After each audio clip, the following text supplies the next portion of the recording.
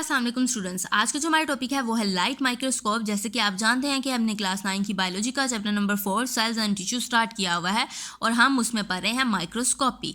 तो आज हमने पढ़नी है टाइप्स ऑफ माइक्रोस्कोप। तो स्टूडेंट्स, अगर आपने मेरा ये चैनल सब्सक्राइब नहीं किया तो please like and subscribe my channel so that कि इससे नेक्स्ट टॉपिक्स की वीडियो आपको फ़ौरन मिल जाए। तो there are two types of microscope. Microscope की टू टाइप्स हैं।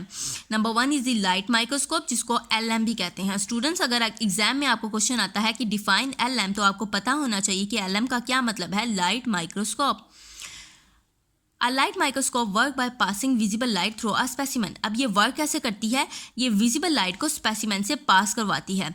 अब देखिए, लाइट माइक्रोस्कोप, इसमें वर्ड लाइट का इस्तेमाल हो रहा है। इसका मतलब ये है कि लाइट का कोई ना कोई किरदार तो इस माइक्रोस्कोप में ज़रूर है। तो इसमें क्या है, विजिबल लाइट को स्पेसिमेन से पास करवाया जाता है। अब इसके लेंसेज की तरफ आते हैं कि कौन कौन से लेंसेज इसमें इस्तेमाल किए जाते हैं। इट यूजेस टू लेंसेज, तो ये दो लेंसेज इस्तेमाल करती हैं न। One lens produce an enlarge image, जो पहला लेंस है वो क्या करता है, इमेज को इनलार्ज करता है। And the second lens magnify the image and project it into the viewer's eye और on to the photographic film. और जो सेकंड लेंस है वो क्या करता है, इमेज को मैग्नीफाई करता है और इसको व्यूअर्स आई की तरफ पहुंचाता है, प्रोजेक्ट करवाता है और on to the photographic film. ठीक है, अब चलते हैं माइक्रोग्राफ की तरफ कि माइक्रोग्राफ क्या है।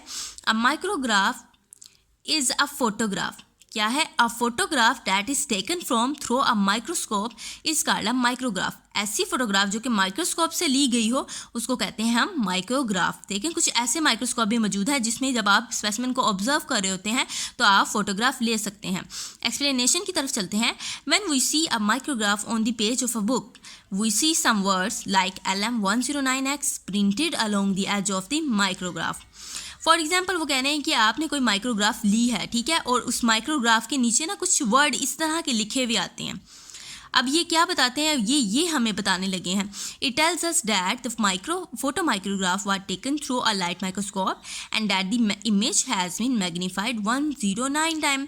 वो ये बताना चाह रहे हैं कि ये जो वर्ड लिखे हुए आते हैं माइक्रोग्राफ के नीचे, इसका मतलब ये है कि LM का मतलब है लाइट माइक्रोस्कोप और 109 क्या है, मैग्नीफिकेशन को रिप्रेजेंट करता है। आपको मैंने बताया था कि X जो है हमेशा रिप्रेजेंट करता है मैग्नीफिकेशन को, तो 109 टाइम्स जो है वो इसकी मैग्नीफिकेशन है, इमेज को मैग्नीफाई किया गया है और यह फोटोग्राफ लाइट माइक्रोस्कोप से ली गई है। तो चलिए देखते हैं कि जो लाइट माइक्रोस्कोप है इसकी मैग्नीफिकेशन क्या है।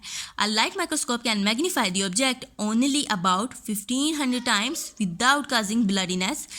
इस मैग्नीफिकेशन रेंज इज 1500x। तो लाइट माइक्रोस्कोप क्या करती है, मैग्नीफाई करती है ऑब्जेक्ट को कितने टाइम्स, 1500 टाइम्स, और इसमें कुछ भी ब्लडीनेस नहीं आती है।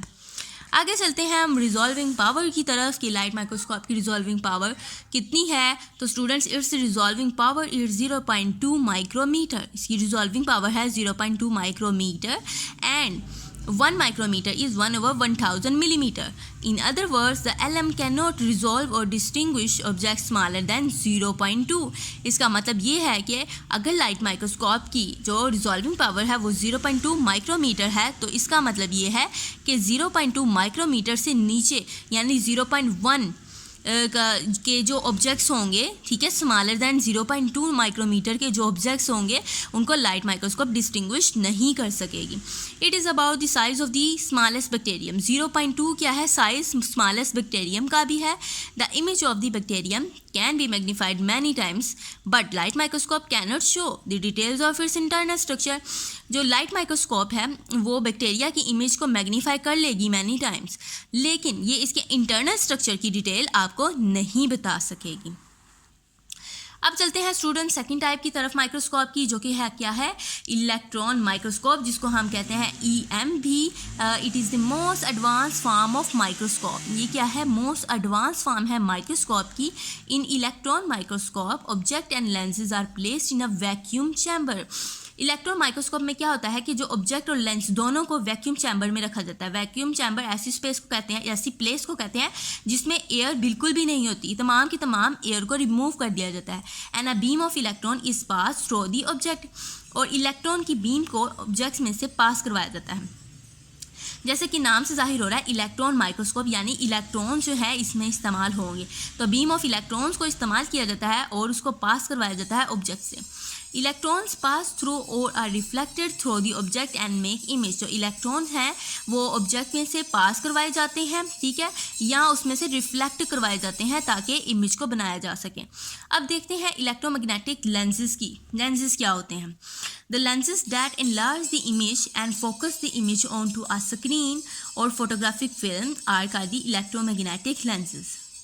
ऐसे लेंसेज जो कि इमेज को इनलार्ज करते हैं और फोकस करवाते हैं इमेज को स्क्रीन पर और इलेक्ट्रोमैग्नेटिक लेंसेज पर, तो उनको हम कहते हैं इलेक्ट्रोमैग्नेटिक लेंस। और फोटोग्राफिक फिल्म पर ऐसे लेंसेज जो कि इमेज को इनलार्ज करवाते हैं और फोकस करते हैं इमेज को फोटोग्राफिक फिल्म पर, तो उसे हम कहते हैं इलेक्ट्रोमैग्नेटिक लेंसेज।